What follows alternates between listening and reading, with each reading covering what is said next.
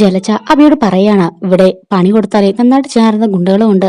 നിനക്കതൊന്നും അറിയില്ലല്ലോ. നിനക്ക് ഇതുപോലെ പൊട്ടത്തരത്തിൽ ഇപ്പൊ ചാടാനല്ലേ അറിയുള്ളൂ. അതുകൊണ്ടല്ലേ അവള് രക്ഷപ്പെട്ട് ഇങ്ങ് വന്നത്.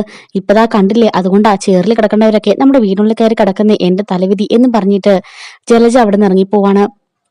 പിന്നീട് കാണിക്കുന്ന നന്ദുവിനെയാണ് കേട്ടോ. നന്ദു ആ സാരിയൊക്കെ എടുത്ത് ഇങ്ങനെ നോക്കുന്നുണ്ട്. എന്നിട്ട് സൈഡിലോട്ട് മാറ്റി വെച്ചിട്ട് നന്ദു ആലോചിക്കാണ്, ആദ്യത്തെ കൂടിക്കാഴ്ചയില് നന്ദു ഇങ്ങനെ വീഴാൻ പോയതും അനി അവളെ ക്യാച്ച് പിടിച്ചതും രണ്ടിനും പരസ്പരം മുഖത്തോട് മുഖം നോക്കി ഇതൊക്കെ ഇങ്ങനെ നന്ദു ആലോചിച്ച് നോക്കാണ് കേട്ടോ.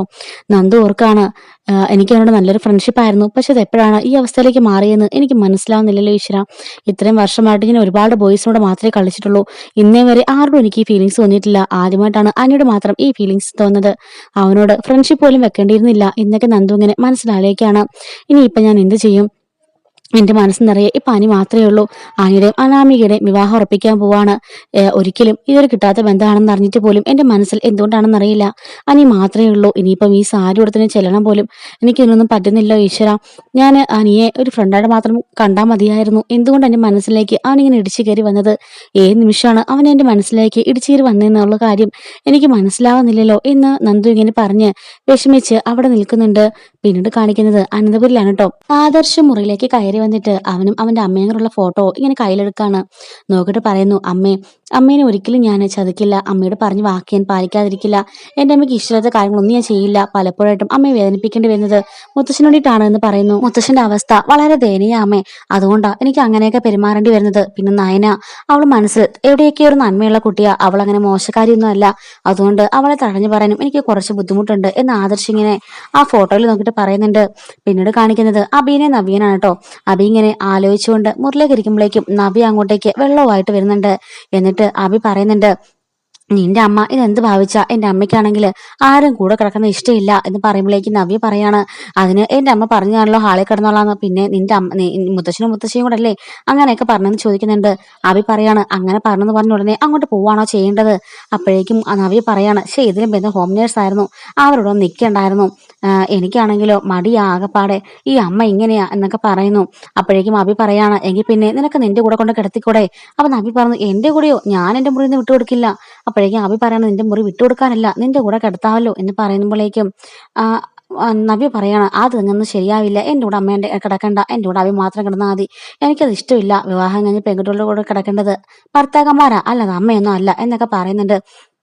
പിന്നെ അബി ശ്രദ്ധിച്ചോണം, എന്റെ അമ്മയ്ക്ക് ഇവിടെ ഒക്കെ ഇഷ്ടപ്പെട്ടാലുണ്ടല്ലോ പിന്നെ അമ്മ പോവില്ല എത്ര വിളിച്ചു പറഞ്ഞാലും എന്നൊക്കെ പറയുന്നുണ്ട്. ഇപ്പോഴൊക്കെ അഭി മനസ്സിലോർക്കാണ്, എന്തൊരു മനസ്സിലാത്തവളാ ഇവള്. സ്വന്തം അമ്മേനെ പോലെ ഇഷ്ടമില്ല, പിന്നെയാവല്ലേ ഇവൾ എന്നെ കുടുംബത്തെ സ്നേഹിക്കാൻ പോന്നേ എന്നൊക്കെ പറയുന്നുണ്ട്. അപ്പോഴേക്കും അപ്പോഴേക്കും അഭി പറയുന്നുണ്ട്, അങ്ങനെയാകുമ്പോ നീ നിന്റെ വീട്ടിലേക്ക് ഇപ്പൊ പോകണ്ടേ? അപ്പൊ എന്ത് ചെയ്യും? നവി പറയുന്നുണ്ട്, ഞാൻ എന്തായാലും എന്റെ വീട്ടിലേക്കൊന്നും പോവില്ല. അവിടെ AC ഇല്ല, ഫെസിലിറ്റീസ് ഒന്നുമില്ല. അവിടെ ചെന്നാൽ എനിക്ക് ഉറക്കവും കിട്ടില്ല. അമ്മയ്ക്ക് നല്ല ഭക്ഷണവും പോലെ തന്നെ പ്രധാനമാണ് നല്ല ഉറക്കവും. അവിടെ ചെന്നാൽ എനിക്ക് ഉറക്കമൊന്നും കിട്ടില്ല അബി. നമ്മുടെ കുഞ്ഞ് സുഖമായിട്ട് ഇവിടെ കിടന്ന് ഉറങ്ങണ്ടേ എന്നൊക്കെ നവി പറയുന്നുണ്ട്. അബി നിന്നെ സുഖിപ്പിക്കാടി എന്നൊക്കെ പറഞ്ഞിങ്ങനെ ദേഷ്യപ്പെടുന്നുണ്ട് കേട്ടോ. പിന്നീട് കാണിക്കുന്നത് ജലജേനെയും കനകത്തിനെയും കാണണം കേട്ടോ. ജലജ ഓർണമെന്റ്സ് ഒക്കെ ഊരി വെച്ചുകൊണ്ടിരിക്കുകയാണ്. അപ്പോഴേക്കും കനക അങ്ങോട്ടേക്ക് ചാടി വന്നിട്ട് കട്ടിലിൽ ഇരിക്കുന്നുണ്ട്. അപ്പോഴേക്കും ജലജ ചോദിക്കുകയാണ്, എന്തുവാ ഇത്, ഒരു മാനേഴ്സും ഇല്ലേ എന്ന് ചോദിക്കുന്നുണ്ട്. എന്നോട് മുത്തച്ഛനും മുത്തശ്ശിയല്ലേ പറഞ്ഞോട് കിടക്കാന്, പിന്നെ ഞാൻ എന്താ ചെയ്യേണ്ടതെന്ന് ചോദിച്ചിട്ട് കട്ടിലിൽ വന്നിരിക്കുകയാണ്. അപ്പോഴേക്കും ജലജ പറയുന്നുണ്ട്, അവിടെ പായും തലാണി ഇരിപ്പുണ്ട്, അതെടുത്ത് തറയിലെങ്ങാണ് കിടക്കുന്നു പറയുമ്പം അവൾ പറഞ്ഞത്, എനിക്ക് നടുവേദനയാ, എനിക്ക് അങ്ങനെ തറലൊന്നും കിടക്കാൻ പറ്റില്ല എന്ന് പറഞ്ഞിട്ട്, അല്ലെങ്കിൽ പിന്നെ ഞാൻ ഇതുകൊണ്ട് ഹാളിലേക്ക് പോകാം എന്ന് പറയുമ്പോൾ, അതൊന്നും വേണ്ട എന്ന് പറയുന്നുണ്ട്. എന്നിട്ട് ജലജയാണെങ്കിൽ എന്നെ ഭീഷണിപ്പെടുത്താൻ നോക്കുകയാണല്ലേ എന്ന് പറയുന്നുണ്ട്. അങ്ങനെ ജലജ പായും തലാണിയൊക്കെ ആയിട്ട് നേരെ അവിടെ ഓർണമെന്റ്സ് ഒക്കെ ആയിട്ട് നേരെ വെക്കാൻ വേണ്ടി പോവാണ്. എന്നിട്ട് ഓർക്കുകയാണ്, നിന്നെ സുഖിപ്പിച്ചിട്ട് കിടത്താടി എന്ന് ഓർക്കുന്നുണ്ട്. അങ്ങനെ ഗോവിന്ദനെ വിളിക്കാൻ കേട്ടോ കനകം ചോദിക്കാണ്, ഗോവിന്ദേട്ടാ ഞാനിവിടെ ഉണ്ടല്ലോ ഈ ജലജയുടെ കിടക്കുന്നത്, അത് മാത്രമല്ല നല്ല സോഫ്റ്റ് ആയിട്ടുള്ള നല്ല പതുപതാന്നുള്ള ബെഡും AC ഒക്കെ ആയിട്ട് നല്ല തണുപ്പാ ഗോവിന്ദേട്ടാ ഞാൻ വീഡിയോ കോൾ വിളിക്കാമെന്ന് പറഞ്ഞിട്ട് കനകം വീഡിയോ കോൾ വിളിക്കുന്നുണ്ട്. അങ്ങനെ വീഡിയോ കോൾ വിളിച്ചിട്ട്, ഇതാ കണ്ടില്ലേ എൻ്റെ മുറിയൊക്കെ കണ്ടില്ലേ, എന്നെ രസമാണെന്ന് നോക്കി, എന്തോ ഇല്ലേ മുറിയാണെന്ന് നോക്കി എന്നൊക്കെ പറയുമ്പോഴേക്കും ഗോവിന്ദൻ പറയാണ്, നീയല്ലേ പറഞ്ഞത് അവിടെ നിൽക്കാൻ താല്പര്യമില്ലെന്ന്, ഇപ്പം എന്താ ഇഷ്ടപ്പെട്ടോ, എന്താ അവിടെ തന്നെ കൂടാനാണോ തീരുമാനം എന്നൊക്കെ ചോദിക്കുന്നുണ്ട്.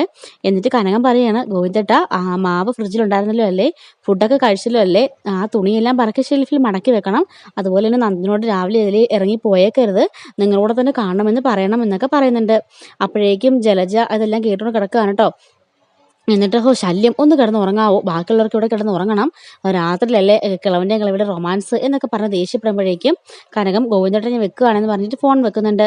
അപ്പോഴേക്കും ജലജ പറയാണ് ബാക്കിയുള്ളവർക്ക് ഇവിടെ സമാധാനമായിട്ട് കിടന്ന് ഉറങ്ങണം, ഒന്ന് മിണ്ടാ കിടക്കാവോ, എന്തൊരു ശല്യമായത് എന്നൊക്കെ ചോദിച്ച് ജലജ ദേഷ്യപ്പെടുന്നുണ്ട്. ആരിലും നിൽക്കാൻ പറഞ്ഞുടനെ അങ്ങ് നിന്നോളും, കൂടുതൽ ബ്ലാക്ക് മെയിലിംഗ് ഒന്നും എന്നോട് വേണ്ട എന്നൊക്കെ പറഞ്ഞ് ജലജ ദേഷ്യപ്പെടുമ്പോൾ എന്താ സംഭവിച്ചത് നമുക്ക് രണ്ടു കൂട്ടർക്കും അറിയാമല്ലോ, മിണ്ടാ കിടക്കാൻ നോക്കുമെന്ന് കനകം പറയുന്നുണ്ട്. അങ്ങനെ ആദർശിന്റെ മുറിയിലേക്ക് നയന വെള്ളവുമായിട്ട് വരുന്നുണ്ട്. ലോക്ക് ചെയ്തതിന് ശേഷം നയന ഒച്ചയൊക്കെ ഉണ്ടാക്കുന്നുണ്ടെങ്കിലും ആദർശ് മൈൻഡ് പോലും ചെയ്യുന്നില്ല. നയന പറയാണ് കണ്ടില്ലേ ഇത്ര ഒച്ച ഉണ്ടാക്കിയിട്ട് അങ്ങനെ ഒന്നും മൈൻഡ് പോലും ചെയ്യുന്നില്ലല്ലോ. ഗുഡ് നൈറ്റ് ലാപ്ടോപ്പ് എന്ന് പറയുമ്പോൾ എന്താ പറഞ്ഞു എന്ന് ആദർശ് ചോദിക്കുമ്പോൾ അല്ല ഗുഡ് നൈറ്റ് ലാപ്ടോപ്പിനോട് പറയായിരുന്നു, ആകെപ്പാടെ ഈ റൂമിലേക്ക് വരുമ്പോൾ വർക്ക് ചെയ്യുന്ന ഒരേ ഒരു മെഷീൻ അത് മാത്രമേ ഉള്ളൂ, അതുകൊണ്ട് അങ്ങനെ പറഞ്ഞെന്ന് പറയുന്നുണ്ട്. അപ്പം ആദർശ് ചോദിക്കുകയാണ് നീ എന്നത് കളിയാക്കുവാണെന്ന് ചോദിക്കുന്നു.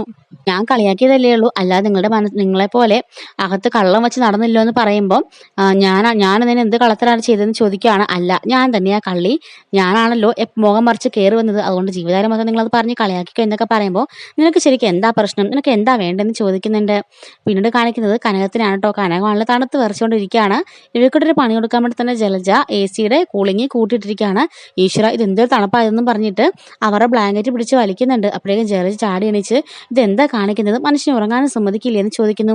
അത് എനിക്ക് തണുത്തിട്ട് വയ്യ, എന്തെന്ന് AC ഇച്ചിരി കുറച്ചിടുമെന്ന് ചോദിക്കുമ്പോൾ ഇവിടെ ഞങ്ങളൊക്കെ ഈ AC-യിലാണ് കിടന്ന് ഉറങ്ങുന്നത്, അതെല്ലാം ഞങ്ങൾക്ക് പറ്റില്ല എന്ന് പറയുന്നുണ്ട്. ആദർശിനടുത്തേക്ക് നയന വന്നിരുന്നിട്ട് പറയാണ് എനിക്കൊരു മുറുക്കാൻ വേണമെന്ന് പറയുമ്പോൾ മുറുക്കാനോ എന്ന് ചോദിക്കുകയാണ്. അതെ എനിക്കൊരു സ്വീറ്റ് ബീഡ വേണം, ഏലക്കാക്കി വെച്ചിട്ടുള്ളത്, എൻ്റെ അച്ഛനൊക്കെ പണ്ട് മേടിച്ചുകൊണ്ട് തരുമായിരുന്നു, അന്ന് ഞാൻ ഫ്രീ ആയതുകൊണ്ട് തന്നെ ഞാനും ഇടയ്ക്കിടയ്ക്ക് പോയി മേടിച്ച് കഴിക്കായിരുന്നു. രാത്രി കാലങ്ങളിൽ അച്ഛൻ കൊണ്ടുവന്നിട്ട് ഞങ്ങൾ എല്ലാവരും കൂടെ മുറുക്കാനൊക്കെ മുറുക്കിയിട്ട് ഒരുപാട് സന്തോഷമായിട്ടിരിക്കായിരുന്നു. ഇപ്പൊ അതെല്ലാം എനിക്ക് നഷ്ടപ്പെട്ടു എന്ന് പറയാണ്. നീ ഇപ്പൊ എന്താ പറഞ്ഞത്, ഈ രാത്രി നിനക്ക് മുറുക്കാൻ വേണമെന്നോ? അതെ വേണം, ഞാൻ നോക്കട്ടെ എന്ന് പറഞ്ഞിട്ട് ഫോണിലൊക്കെ നോക്കിയിട്ട് പറയാണ് എല്ലാ കടയും ക്ലോസ്ഡ് ആണെന്ന് പറയുമ്പോൾ സാരമില്ല നമുക്ക് പോയി മേടിക്കാമെന്ന് പറയുന്നുണ്ട്. എങ്ങനെയാ പോണേന്ന് ചോദിക്കുമ്പോൾ അനിയുടെ ബൈക്ക് എടുക്കാന്ന് പറയാണ്. ആരിലും അറിഞ്ഞ പ്രശ്നം, അമ്മ അറിഞ്ഞ പ്രത്യേകിച്ച് പ്രശ്നം, അമ്മയുടെ നിഴലാണല്ലോ അല്ലെങ്കിലും ഭാര്യ എന്നൊക്കെ നയന പറയുന്നുണ്ട് കേട്ടോ. നീ ഇനി അത് പറഞ്ഞ് കാട് കയറണ്ട, നമുക്ക് എങ്ങനെയെങ്കിലും പോവാം, അമ്മയെ തിരിച്ചു വരണം എന്നൊക്കെ പറഞ്ഞിട്ട് ആദർശ് നയനോട് പറയാണ്. ഞാൻ പോയിട്ട് ബൈക്ക് എടുക്കാന്ന് പറയുമ്പോൾ ഡ്രസ്സ് മാറുന്നില്ലെന്ന് ചോദിക്കുമ്പോൾ ഞാൻ ഡ്രസ്സ് മാറിക്കോളാം, ആദ്യം ബൈക്ക് എടുക്കട്ടെ, നീ ഒരുങ്ങി താഴേക്ക് വാനും പറഞ്ഞിട്ട് ആദർശ് താഴേക്ക് പോകുന്നുണ്ട്. അങ്ങനെ ആദർശ് താഴെ ചെന്നിട്ട് നയനയ്ക്ക് വേണ്ടിയിട്ട് വെയിറ്റ് ചെയ്ത് നിൽക്കുമ്പോഴേക്കും നയന ഒരു ചുരിദാറൊക്കെ ഇട്ടുകൊണ്ട് അങ്ങോട്ടേക്ക് ഇറങ്ങി വരുന്നുണ്ട്. റെഡ് ചുരിദാറിൽ നല്ല രസമായിരിക്കും നയനെ കാണാൻ വേണ്ടിയിട്ട്, സാരിലേക്കാളും നല്ലത് എനിക്ക് ചുരിദാറാണ്. അങ്ങനെ നയന വരുന്നത് കാഴ്ച നോക്കി ഇങ്ങനെ ആദർശ് നിൽക്കുന്നുണ്ട്. എങ്ങനെയുണ്ട് ഈ ചുരിദാറിലെന്ന് ചോദിക്കുമ്പോൾ ആദർശ് ചോദിക്കുകയാണ് നീ സാരിയൊക്കെ ഉപയോഗിച്ചോ എന്ന് ചോദിക്കുമ്പോൾ ചുരിദാറാണ് ബൈക്കിൽ പോകാൻ കംഫർട്ടബിൾ, എങ്ങനെയുണ്ടെന്ന് ചോദിക്കുകയാണ്. നീ ആയതുകൊണ്ട് ഒരു കുഴപ്പമില്ല എന്ന് പറയുന്നുണ്ട്. അല്ല ഭർത്താവിന്റെ വായിൽ നിന്നും കേൾക്കുമ്പോൾ ഒരു കംഫർട്ടബിൾ ഒരു സുഖമല്ലേ, അതുകൊണ്ടാ ചോദിച്ചെന്ന് പറയുന്നുണ്ട്. മിണ്ടാതെ വാ പോകാം, ഇല്ലെങ്കിൽ ആരും അറിഞ്ഞാൽ പണിയാവും, നീ മിണ്ടാതെ വരണേന്ന് പറഞ്ഞിട്ട് ആദർശ് അവളെയും കൂട്ടിക്കൊണ്ട് പുറത്തേക്ക് പോകുന്നുണ്ട്. എന്നിട്ട് ആദർശ് പറയാണ് ഒച്ച ഉണ്ടാക്കരുത്, ഞാനിവിടെ ബൈക്ക് പോയി എടുക്കാം എന്ന് പറഞ്ഞിട്ട് പുറത്തേക്ക് ഇറങ്ങുന്നുണ്ട്. അങ്ങനെ രണ്ടുപേരും ഡോറ് തുറന്നിട്ട് പതിയെ പുറത്തേക്ക് ഇറങ്ങുകയാണ്. അങ്ങനെ അനിയുടെ ബൈക്കുമായിട്ട് ആദർശ് വരുമ്പോഴേക്കും നയന ചോദിക്കുന്നുണ്ട് ഇതെന്താ സ്റ്റാർട്ട് ആക്കുന്നില്ലേന്ന്, നമുക്ക് ഗേറ്റിന് വെള്ളത്തിരി സ്റ്റാർട്ട് ആക്കാം, ആരും അറിയണ്ട എന്ന് പറയുന്നുണ്ട്. ആരെങ്കിലും ഇപ്പൊ ഉറക്കം എഴുന്നേറ്റ് കാണുന്ന പറയുമ്പോൾ നയന പറയണ ഇല്ല എല്ലാവരും ഉറങ്ങി, അതൊന്നും ഓർത്ത് ആദർശേട്ടൻ പേടിക്കണ്ട എന്ന് പറയാണ്. ഇതെന്തൊരു പേടിയായത്, അമ്മ അറിഞ്ഞാൽ എന്താ സംഭവിക്കാൻ പോന്നൊക്കെ ചോദിച്ചിട്ട് നയനെ കുറെ കളിയാക്കുമ്പോഴേക്കും നീ മിണ്ടാതെ വരുന്നുണ്ടോന്ന് പറഞ്ഞിട്ട് ആദർശ് നയനയും കൂട്ടിട്ട് പുറത്തേക്ക് ഇറങ്ങാണ്. അങ്ങനെ ബൈക്കിൽ കയറി ഇരിക്കുന്നുണ്ട്. ബൈക്കിൽ കയറി ഇരിക്കുന്ന സമയത്ത് അവളിങ്ങനെ ആദർശിന്റെ വയറിൽ കെട്ടിപ്പിടിക്കുമ്പോൾ വയറെ പിടിക്കണ്ട, തോളെ കൈയിട്ടാ മതി എന്ന് ആദർശ് പറയാണ്. സമ്മതിച്ചു എന്നും പറഞ്ഞിട്ട് നയന അവന്റെ കൂടെ ബൈക്കിൽ തന്നെ ഇങ്ങനെ കയറി ഇരിക്കുന്നുണ്ട് കേട്ടോ. പിന്നീട് കാണിക്കുന്നത് ജലജനെ കനകത്തിൽ തന്നെയാണ് കേട്ടോ. കനകമാണെങ്കിൽ എണീച്ചിരുന്ന് ഇങ്ങനെ വിറയ്ക്കുകയാണ്. ഈശ്വര ഇപ്പൊ കുറച്ചില്ലെന്നുണ്ടെങ്കിൽ രാവിലെ എഴുന്നേൽക്കുമ്പോൾ ഞാൻ വിറച്ച് മരിച്ചിട്ടുണ്ടാവും എന്നിങ്ങനെ കനകം പറയാണ്. എന്താ ചെയ്യേണ്ടതെന്ന് ആലോചിച്ച് കനകം അവിടെ ഇങ്ങനെ എഴുന്നേറ്റ് കുത്തിയിരിക്കുകയാണ് കേട്ടോ. അപ്പൊ ഇതുപോലെ എല്ലാ ദിവസവും റിവ്യൂസിനും അപ്കമിങ് ആയിട്ടുള്ള റിവ്യൂസിനും വേണ്ടിയിട്ട് ചാനൽ സബ്സ്ക്രൈബ് ചെയ്ത് സപ്പോർട്ട് ചെയ്യണേ. Thanks for watching.